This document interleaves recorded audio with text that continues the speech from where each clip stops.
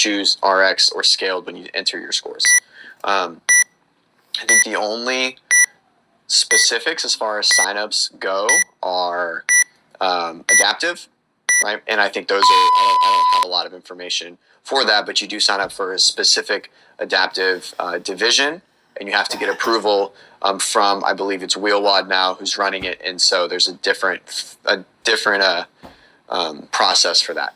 Cool. So basically, as a recap, you have people, they just sign up depending on where their birthday is, it automatically selects which age group they're in, and then with every given workout, you get to decide how you enter your score.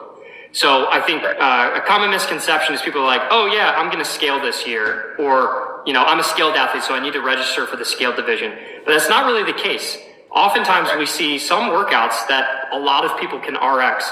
What is the benefit of RXing a workout versus scaling it when it comes to the leaderboard? Yeah, so if you click RX on a workout, you'll be placed above, even if you're the lowest score RX in the world, you'll be directly above the best scaled score, right? That's just the way that it works. And so if the goal should always be to end up highest on the leaderboard, because that's going to create the most consistent comparison to you every year, right? And so that's what's going to create the most balanced and universal representation of where you are relative to the sport and the activity that you're doing. So if you can do a workout RX, but say you can do all of it scaled, but only some of it RX, that's your choice, right? You just won't be higher on the leaderboard. You'll probably get a better workout, right? But I tell everyone, if you can do it RX, go ahead and do RX. If you're stuck after the first implement, right, 23.3, it was wall walks, double unders, wall walk, snatch, and then I think went to strict handstand push-ups and snatch, and so that bar might have just been too heavy for you and you got stopped early. That's okay. And maybe it wasn't a great workout for you. Just finish it and then go do something else afterwards. Like, it's totally fine, right? There's definitely some workouts that have been written where, muscle ups start the workout or early in the workout, and, you can only do, one, or you have to take a lot of time, etc.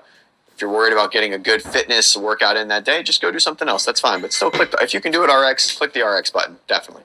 The point there is that consistency throughout the years is a great way to measure yourself. If you just hop into scaled because you're like, oh, I could crush this in the scaled division and I wouldn't get a great score in the RX division, you probably get a better workout. But in terms of the true test of where you stack up against yourself and the others on the leaderboard and measuring yourself over the years, it's always best to do the hardest version of the workout that you can do and at least get one rep.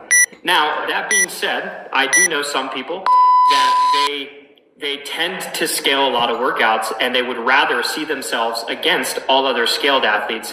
In that case, then you could, in theory, go into the open and say, I am going to scale every workout, even if you can RX it, and purposefully kind of stay in the leaderboard of those who scale every workout. And then you could see yourself stacked up against other scaled athletes. But the issue there is that you're really not seeing yourself stack up, because some scaled athletes that can RX a workout are going to be brave. They're going to RX one, and then boom, they're going to jump above you on the leaderboard just because they didn't choose to scale that workout. So it is ultimately up to you, but I would highly recommend, if you can,